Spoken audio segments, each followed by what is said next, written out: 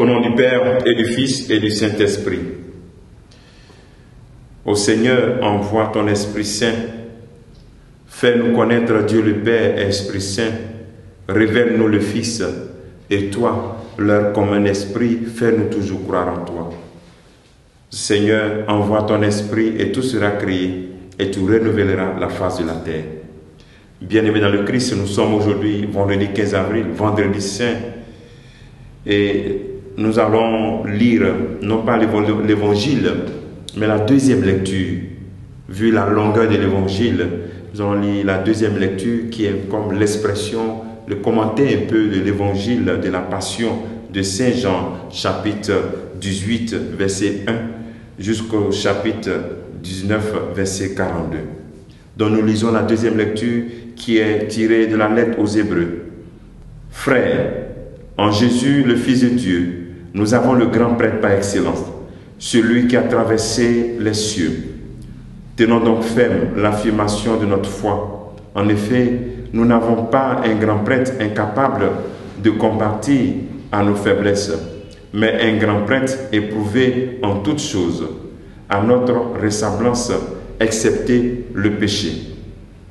Avançons-nous donc avec assurance vers le trône de sa grâce pour obtenir miséricorde et recevoir en temps voulu la grâce de son secours. Le Christ, pendant les jours de sa vie dans la chair, offrit avec un grand cri et dans les larmes des prières et des supplications à Dieu qui pouvait le sauver de la mort. Et il fut exaucé en raison de son grand respect.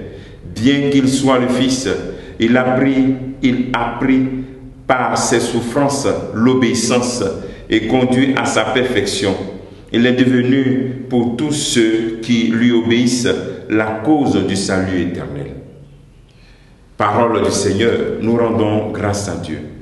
Il est devenu la cause du salut éternel. Et c'est ce que nous allons méditer en ce jour, vendredi saint, jour de deuil, où dans la Passion, la lecture de la Passion, nous voyons le Christ défiguré, le Christ qui donne sa vie par amour, celui qui nous a aimés jusqu'au bout. Jean chapitre 15, verset 13 me dit, personne n'a de plus grand amour que celui qui donne sa vie pour ses amis. Le Christ donne sa vie pour nous. Mes frères, mes sœurs, personne d'entre nous ne manque le chemin de croix du vendredi saint.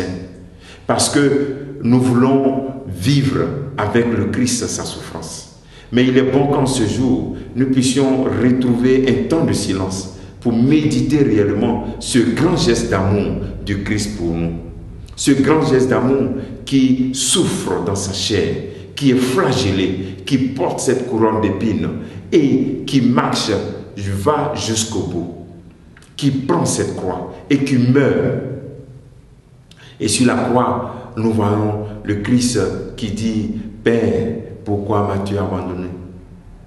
Il souffre avec nous. Son humanité endure aussi notre souffrance. Le Christ, vrai Dieu et vrai homme, souffre réellement. Ce n'est pas une apparence.